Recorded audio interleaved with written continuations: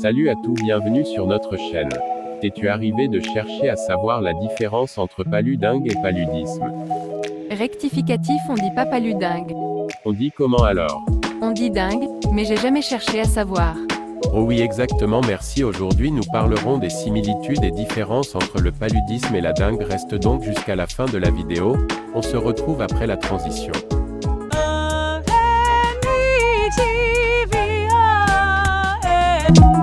Pour ceux qui les multiples, il est à noter que ces deux maladies sont presque identiques.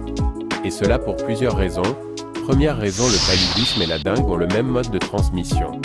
Pour l'une ou l'autre de ces deux maladies, la piqûre de moustique est le vecteur. Deuxième raison, pendant les premiers jours, la dengue et le paludisme ont presque les mêmes signes. Troisième raison, ces maladies sont toutes deux associées à une morbidité élevée et des cas de décès. Enfin, quatrième raison, il faut dire que la dengue et le paludisme sont les deux grandes vedettes de l'infectiologie tropicale. Mais au-delà, dans la manifestation, la dengue et le paludisme sont des maladies distinctes l'une de l'autre.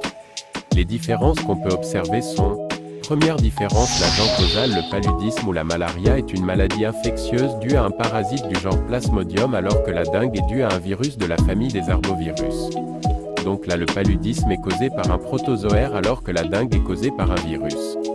Deuxième différence, le vecteur. Bien que les deux maladies soient transmissibles à l'homme par les moustiques, il faut noter que ceux-ci sont de genres différents. Le paludisme est transmis à l'homme par les moustiques du genre Anopheles, alors que le virus de la dengue se transmet par les moustiques du genre Aedes, principalement Aedes aegypti.